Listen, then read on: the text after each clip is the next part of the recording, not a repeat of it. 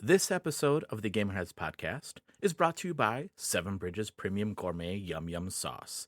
Enhance every bite with our savory blends of flavors, perfect for meats, vegetables, and crispy treats. Whether you're dipping, drizzling, marinating, grilling, roasting, or snacking, Seven Bridges Yum Yum Sauce takes your culinary experience to the next level. Get yours today and make every meal a gourmet delight.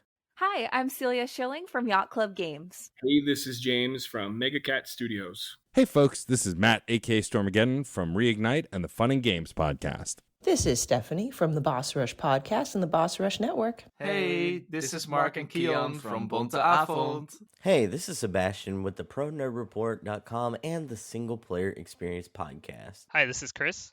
Mike. And Garrett from Daylight Basement Studio. Hey, this is Baron J67 from Level 1 Gaming. Hi, I'm Jacob McCourt from the Left Behind Game Club, Crossplay Conversations, and Video Game Trivia. Hey, this is Todd Mitchell from Code Right Play. Salutations, this is Mike Carroll from Stroll Art. Hey, this is Jeff Moonen from Fun and Games Podcast. What's good, y'all? This is Adam from Respawn Aimfire. Hey, this is Patrick from the Backlog Odyssey. Hey, this is Rune from Runic Codes. Hi, this is Andrew from Spalato Bros. Hi, everyone. Jill Grote here from the Indie Informer. Hello, this is the Crypt Master, and you're listening to Roger You're listening to Roger on the Gamerheads Podcast. And welcome to another episode of the Gamerheads Podcast. My name is Roger. This week I have two very special guests joining me. I have Nadia Oxford, the author of the book From Pixels to Prose, What Video Games Taught Me About Storytelling, and Nate Drake, the author of the book I Am Not Good, The History of Cheating in Video Games. Thank you so much for joining me. Thank you for having us. Anytime. Thank you. Yeah. I'm just going to preface this. I read both of your books and I loved both of them. And yay. Oh, you were the one. Indeed. Yeah. It was you. Finally. Well, and I can't wait to talk about the books. But before we get into the books themselves, I'd like to know a little bit more about both of you. So can you share a little bit about what got you into gaming and journalism? Ladies first, please. Oh, thank you. Sure. I'm Nadia Oxford. Basically, I started playing video games when I was, say, 4 years old. So that would have been about 1984. And I started with Donkey Kong. And as I kind of discussed in my book, I liked Atari, I liked Donkey Kong, I like, ColecoVision, but it was Nintendo that really got me into games and writing because it was like, holy crap, there's a story to this. Even though it's like not much of a story, but when you're 8 years old, however I was, it was just like, cool, this is may as well be War and Peace for all I care. So that really got me into video games, especially RPGs.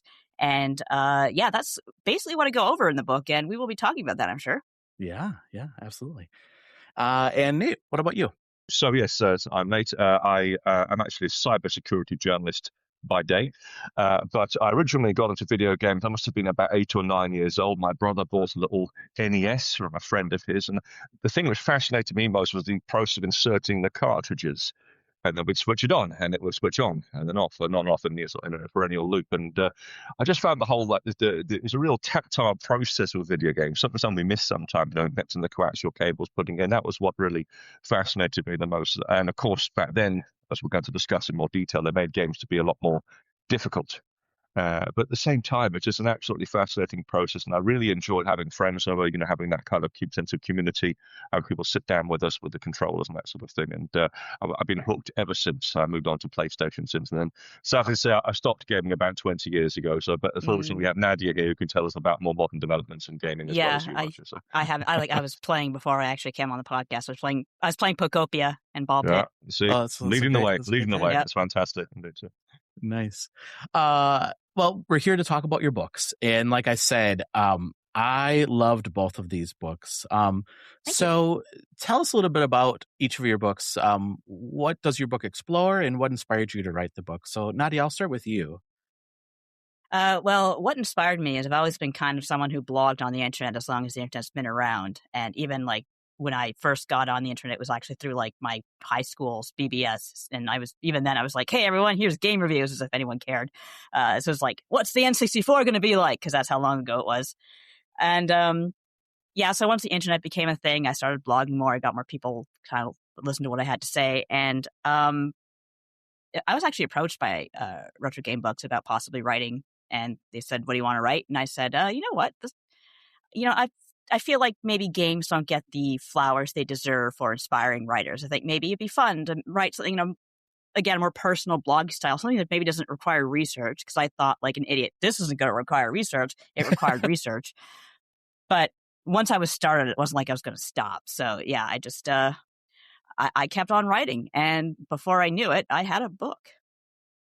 Yeah, I one thing I love about your book too is just how personable it is, and Thank you. And I grew up. I'm a Gen Xer too, so like reading your book, I was like, oh yeah, I connect with everything here, right? Like I know exactly what you're talking about. So loved it. Good. That's good review. Thank you.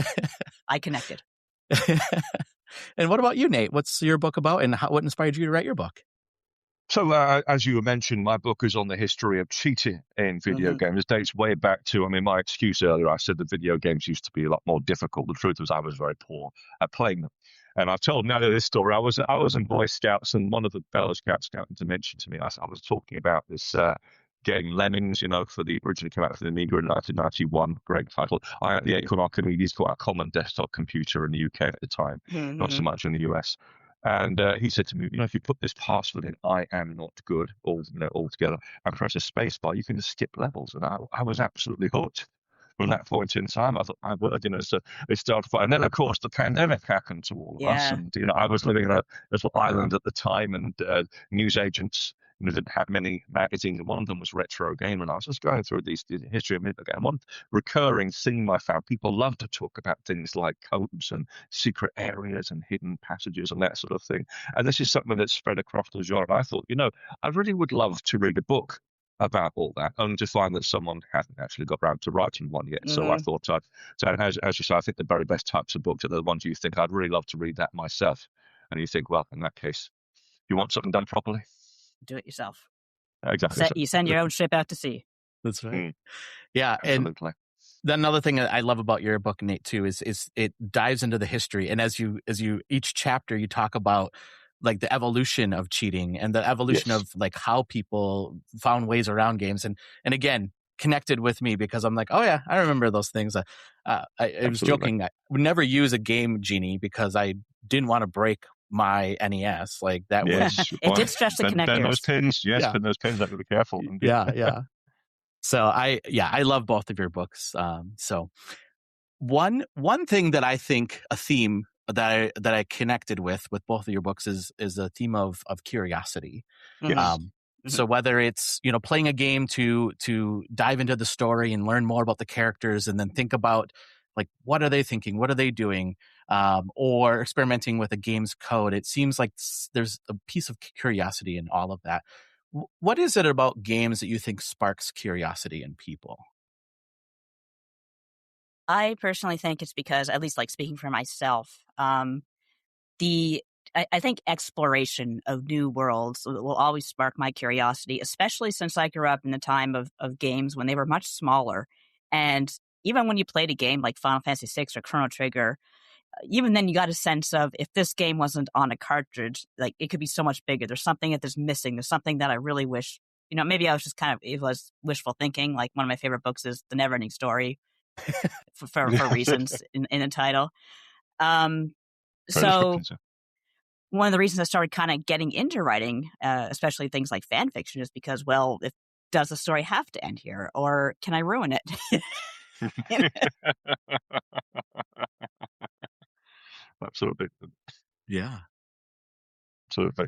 I mean, that's a part of human nature. I think we do like to sort of see, what we continue this. We always, that, and of course, the basis of fan fiction, that we take that very minor character and we put a little bit of backstory into them. We look at maybe a little sequel. And it's a fascinating. And of course, Nadia writes about it so brilliantly. I think with games specifically is that from where I'm coming from is people like the idea of having it. I think there's a whole thing about knowing a secret. You have this sort of arcane knowledge that someone doesn't know, So you say something like, okay, I got to level 10. You say, I got to level 11. You say, okay, I found this secret area. I found two, and the type of dedication that required in some cases, and Roger and I were discussing this before the podcast began. There was one particular cheat to access these certain levels in Super Mario. We had to go and take out one NES cartridge and put in the tennis cartridge instead. And you might walk a number of steps. And we were saying, okay, but it's quite logically laid out. You can find any number of YouTube videos about it these days. Remember that first person doing that, to put it in and then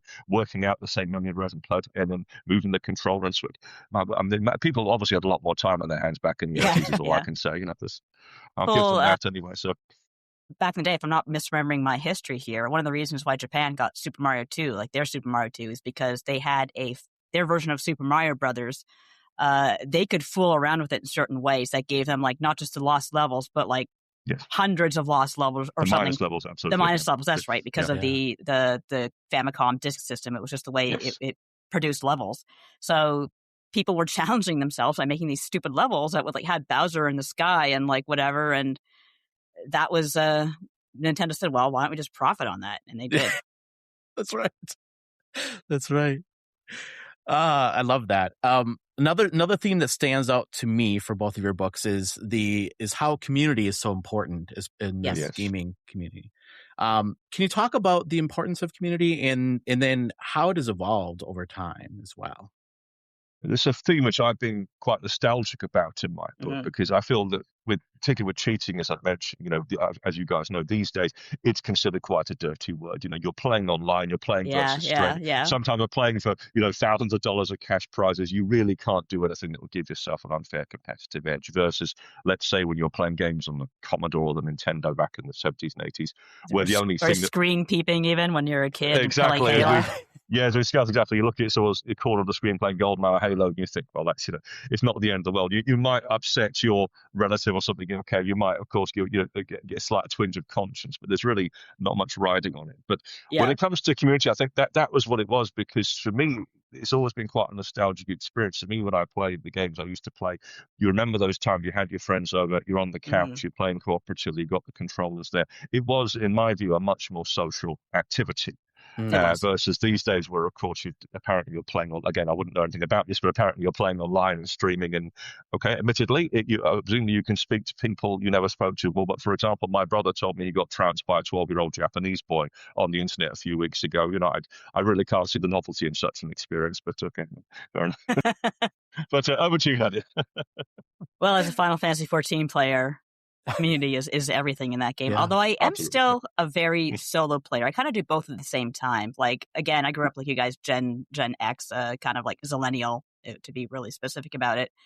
And yes, I had brothers and we would play, Combat or whatever on the Atari, but video gaming was mostly a me thing. It was me, my brothers would laugh at me for playing, stupid RPGs or whatever. So I never really quite got the hang of playing multiplayer with other people, but I still do it. Like I do it within Final Fantasy 14 because that's a community that's actually oriented towards single player as well as multiplayer in many interesting ways. But as for community, as for people who like consume, that's a terrible word, your stuff, and that is everything. When I think about like how I got started, it was literally like, again, that BBS that I like had a few readers who some I still talk to, believe it or not. And of course, fan fiction, you got to have people reading your stuff and saying, wow, this is really stupid and funny. And like, not like, wow, this is terrible. Like, go to hell. So having just the support of a community is what keeps me going for doing a lot of things. Like, yeah, you could do things for yourself, but who wants to do that? You got to have the voyeurism of it all, I guess. Yeah. Now, do you mind if I ask you a question? So Sure. I was researching my book. I tried to find some of those early BBS communities about to do with gaming. And do they still, is that still a thing? Do we still have BBS communities online? Oh, God, I don't think so. Yeah. Absolutely. Because I tried to find some records. Oh, man. My brother used to run a Commodore 64 BBS, like, way back in the day. Like phone lines jacked in, of course. They got the phone lines and everything. Yeah. No, this was very novel for its time. Like, I went to a very nerdy school. I went to a collegiate institute, which is basically just like, I don't know if they have them in the Commonwealth, but the idea is that you go to a school that's like more attuned for like college level learning. It's a public school, so anyone can go. But my school is really focused on like on computers and math, which I was terrible at, and science, which I was terrible at. But I was good at computers, so I was good with computers. One of the many perks in living in Canada, for the record, indeed. you get good with computers. It's absolutely, but it seems fascinating. It's tragic, and I had this quite robust discussion with Edison about this. To say in some cases we don't know, and it's such a precious thing. There's a whole community, of course, dedicated to archiving parts of the internet for that reason. Yes. Because I had to say, look, for example, Edison said, what was the very first dedicated BBS for game? I said, there's really no way to know it. They weren't indexing the way that we would index things with search engines these days, for example. No. So companies have done everything they can to make it difficult to archive the stuff that should be free and accessible to everyone. Like, absolutely. Oh no, you're going to have an archived movie in like 300, like just a terrible resolution. Like, oh no, what if you see it for free? God forbid. The fact also the community was owned by someone operating out of that, and we're sort of graduating. I apologize for diverting too much off topic. No, I'm happy now we're moving to a more federated model. We have things like in the Fediverse, we have things like Blue Sky now, where we're getting back, as you say, people like your brother running from their bedroom. It's like a benevolent dictatorship. We're no longer in the hands of big tech, which is fantastic. Absolutely. It's part of it. One of the reasons also I wanted to write a book is because I have been writing on the internet since 2004, starting with oneup.com. And I'd say 99% of what I've written has been like disposed of. Someone bought it and erased it, and or it's been ground up for the slot machine. As long as they pay for it. No, they pay for it, is what I say. Yeah, it was like paid for, but also just it was. I wrote a lot about the DS back in the day. Like I used to be about.com's guide to Nintendo DS, and I had a lot of interesting stuff like people used to like access for like information about things. And going on about cheating for a second, like people used to maintain entire private websites about this sort of thing, about this culture, about Game Genie and whatnot. And now it's like, well, what do we got? We got fan wikis that are full of ads, and people are paid, if they're paid at all, like a penny a word to write these guides. It's really, really terrible. I'm glad that there's whatever little preservation we can do is being done. Yeah. Absolutely. Yeah, and I think of like in both of your books, you talk about the internet and how it really connected people. Like for me, growing up, it's weird for me to say this, but like gaming when I was growing up was kind of like, no, don't game. Like you're kind of ostracized from the rest of society. Yeah, exactly. Funny side. Yeah, exactly. Well, it was funny actually. I just had I overheard a conversation at a hotel I was staying at, and it was a bunch of people in their probably early 30s, and they said they're chiding their friend who still plays video games. And my first thought was like, you're missing out on a lot of really great experiences by just not exploring that, right? I don't see the point. What do they feel they should be doing instead? Yeah, exactly. Working, I guess. I don't know. Mountaineering, I don't know. Mountaineering is a good one. Absolutely. No, I don't see why like games are ostracized. Like if we have books and movies and TV, there's no reason why games shouldn't be included in there. Like I know sometimes the stories can be a little bit more primitive because it's you got to account for gameplay as well as a whole bunch of other things when you're making a game. But honestly, it's a perfectly valid way to consume a story. You could say the same for ballet or for theatre. They don't necessarily have the most intricate plots, of course. Exactly. Yeah, and I think the internet, for me, reading both of your books, and it's something that I experienced too, it's like you're able to connect with like-minded people that, absolutely, especially I lived in a small town. Like I had my small group of friends that played games, but then that opened up a whole new world of like, whoa, like there are other people that think like me and enjoy the same kind of things that I do. Absolutely. So. Yeah, it's also good to be fact checking, absolutely, because I talk in my book about some of the April Fools that they include in various things, like that you could play as like Leonardo the Turtle in Castlevania and that kind of stuff. And of course, there'd always be some kid in the schoolyard. Oh yeah, I did that last week. Of course, you'd no way of verifying that. Of course, nowadays I used to sit in front of a kid in English class who insisted that he could beat in Mega Man X, that he could beat Vile. Like that's a battle you can't win in the first level. You're not supposed to. It's scripted. I beat him. Well, all you have to do is jump over him 20 times. Sure thing. Of course it did. Absolutely. He did it in the power of his own mind, absolutely. But of course, these days you Google it, is it technically possible to do that? Of course, it works both ways. People make all these fan-made YouTube videos into stuff that never resembles anything that ever went to any real video game. Yeah, but still, yeah. We learn to be discerning. I'm an old man now. I'm a millennial, and I do talk to people about the quality of the information they get, because a number of wikis I'd gone was almost like this, and I said, well, when you go back to that particular magazine or that particular original source, that's not what it says. Right. And someone says to me, well, that secondary source says that. I said, that's why we have primary sources on which to base our research of what it's for. Absolutely. Yeah. Yeah. Some fell on stony ground, as the good book says. Sticking with the theme of technology, one of the things that I really loved about both of your books, and I kind of talked about it a little bit here, but Nadia, in your book, you talk about the story with Undertale and like how there is this lean into like technology could break, right? And like your save file's gone, right? And growing up, computers didn't give you a warning. It just crashed, and it's like, that's it. That's what happened. Your Nate, dead. didn't you have like tapes back in the day? Yes, indeed, absolutely. So I made an entire living out of writing about what happens when technology goes wrong. So frankly, the worse the things get, the more money I make. So I'm all for it. But absolutely, physical tapes, I think.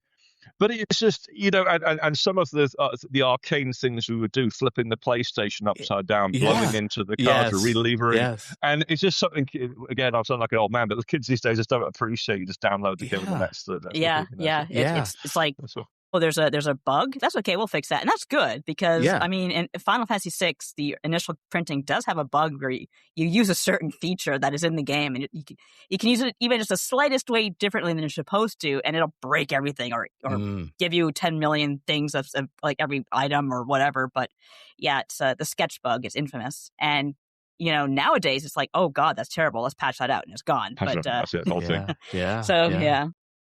I saw the other side of it with my ex-wife. We got that Red Dead Redemption 2 game, and to get it, you had to download 100 gigabyte patch just to play the game. And previously, you could just rent the CD or cartridge from the store, stick it into the console, and that was it. So Well, and I compare it. It was fun reading both of your books at the same time, because then I read that chapter, and then I read the chapters around the Genesis, or the Game Genie, and then how people used to like use things that would change code, not in the game, but in the ROM. And it was, to me, like, I would never do that because I'm like, I don't want to break anything, right? But how do you think gaming has changed the way we view and use technology? Absolutely. If I may, with this one, because it's something I talk about a lot in my work, and I think that obviously you guys are familiar with the concept of sandbox, the idea being that you can do things safely within that. I think that a lot of people who get into that line of work, they started with video games, because usually, and actually, I want to be careful what I say since we're on a public podcast, usually when you mess around with the game's code, you can't usually do too much damage outside the game or banjax things permanently, so please note everyone, I said usually, that's all. And for a lot of people, their first experimentation with this code was, you say, putting different Game Genie codes in, or maybe using level editors for early things like Doom and Quake and that sort of thing to create an environment. And again, because you're doing that within the context of, like you say, like with Doom, for example, there really is only so much damage you can do. You could create something that wasn't viable or wasn't particularly interesting, or a room with no exits, but the stakes are fairly low. And hopefully that gets you prepared for doing high stakes things later on.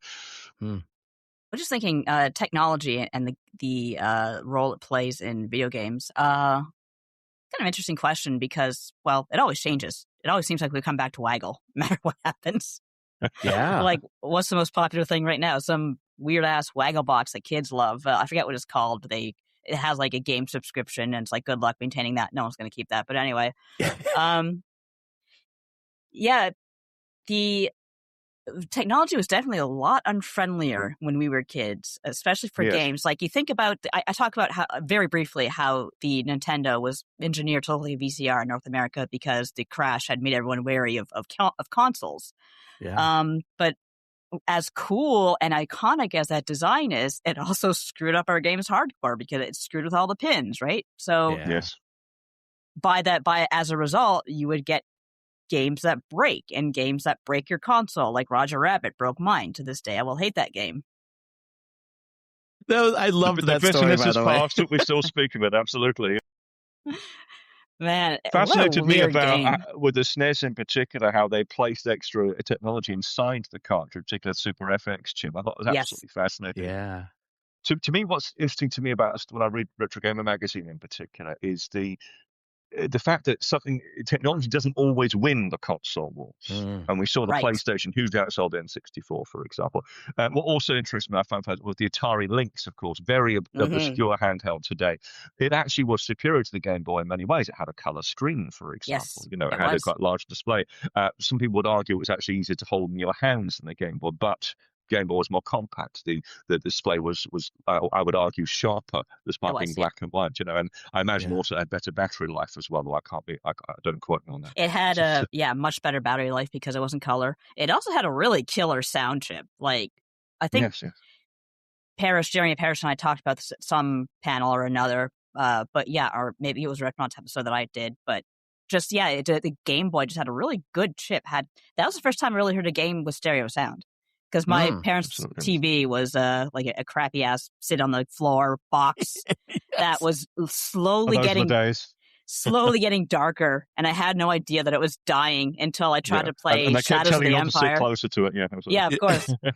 I tried to play Shadows of the Empire, and I'm like, I can't see a damn thing. Like, oh, this TV is just screwed. Goodbye, and that was the end of that TV. Yeah, Blown up on 8080, absolutely. I was reading the other day, a guy was composing music specifically for the Game Boy speaker and using the Game Boy chips. And this is one of the fascinating. It's a fascinating thing about the gaming community that's sprung up now. Someone's saying, "No, I'm going to compose chiptune songs, music only for that particular Game Boy." You wire the clock back 30 years. Technically, someone could have done that, but we just don't have that level of obsession at the time. So now, of course, we have it's a wonderful and diverse plethora of people. Yeah. One question I have for both of you too is when you were writing your books, was there something that digging into the history, you learned something that kind of surprised you that you didn't know growing up? Like I will say, Nadia, when I read your book, for instance, I played those games too as a kid, and now I want to go back and replay them because I feel like there's things that I missed because I was a kid, right? Yeah, of course. Any game in particular that sticks out? Well, I would say Final Fantasy VI for sure. Absolutely. All the I was like, oh my goodness, I miss so much story that just kind of went over my head because I guess I don't know. It wasn't like I wasn't paying attention. It's just I don't know if I was fully formed in my critical thinking, I guess, if you will, right? So stuff that like actually something interesting that didn't make the final cut of the book. It was something that went into the Pokemon chapter. Shoot, I'm totally blanking on who made Pokemon. Was it Sugimori? I don't remember. I'm really sorry about that. But I do know that I think Pokemon takes a really interesting approach to death, and that was part of that was what the chapter was about. But it wasn't really relevant, so we kind of we cut it. I might use it for something else. But the creator of Pokemon, the reason why Pokemon faint is because he thinks that death is done very cheaply in video games. And he thinks that is teaching kids like that death is cheap and is, you die, you come back to life. And I really appreciated that. As someone who kind of tries to be death positive as well, I think that was probably one of the coolest things I learned while researching this book. Yeah, something I didn't know before. Yeah, that's and again, like looking at, I'm a little bit older, so I didn't play a lot of the Pokemon games because I was already in college, and not that I didn't. I play them now. I was too old, but I was playing. Yeah. We've already agreed there's no age limit. It's okay. Yeah, exactly. That's right. So, but I'm going back now because my son is playing them, right? And it is fascinating to see games from a different perspective as an adult versus as somebody that was younger. Pokemon has endured for a reason, for sure. Mm-hmm. My friends in the schoolyard, they had their Game Boys with these link cables connecting them, and they even had. Yes. I have no idea what it's called, but they have what I call the doodad, where you could connect 4 linked cables together and do this sort of thing. Anytime I see kids play multiplayer now, I say to them, look, you enter a doodah. And several link cables, so that's, that was just a mark of status. But I know with my own work, we talked before briefly about, being able to use the internet to verify things. And what really fascinated me was a lot of the pervasive myths about video games that cropped up. And one of my favorites, I think, was in the Civilization series about nuclear Gandhi. Yes. And the idea is the premise of the game, I'll say for the benefit of listeners, is that if you play as Gandhi, is that there's a bug in the game which would cause Gandhi to become a megalomaniacal dictator and want to unleash nuclear war on the world, which is rather unlike his real historical counterpart. And it was meant to do with some obscure integer overflow error. It didn't exist at all. It was complete not. However, because it took on such a life of its own in subsequent sequels, they then, of course, introduced the idea of bringing a nuclear Armageddon into the world. And that's become a pervasive theme, as I can see. Like Diablo, for example, when they had the myth about the cow level. After all, they thought, they even put a cheat code into StarCraft saying there is no cow level. There's no cow level. Forget the cow. And of course, they thought a few years later, you know what? Let's put a cow level anyway. That's all. Yeah. Let's do it as a treat. Yeah, exactly. Mortal Kombat was the same, of course. There was an error code, which was Ermac, as it were. So, and everyone said, no, it's a palette swap for Scorpion, just a red. And again, of course, it was complete nonsense. But after a while, they thought, this is obviously, there's no such thing as bad publicity. Let's put him in all the same. Exactly. Yeah. Exactly. Yeah. I think of even the Konami code too, right? Where of course, yeah. They used that later on. In fact, destroyed, like in other games, it's like, oh, you put that in, it's going to destroy your ship or whatever the case is, right? So yes, absolutely. You do it in Gradius 3, for example, it blows your ship up. It's the same with the God code for Doom. If you try and put it into like later title, they just kill you off immediately. Yes, I do like that kind of trolling. That's pretty funny. Absolutely, I love that. I think we said it's Metal Gear Solid 2 Sons of Liberty was saying as well, you try and put the Konami code and Snake just go, quit playing around, kid, for goodness. Are you going to be serious or not? Yeah. Absolutely. Yeah. Is there anything in your writing, did you learn anything about yourself through your process of writing both of your books? Yes, I always need an editor. Always need an editor. No matter how long you've been writing. Absolutely. Yeah, no matter how long you've been writing. Shout out. Indeed. Shout out to Justin. Shout out to Mylon Riley as well. Wonderful editor. Oh, yeah. Justin did a great job.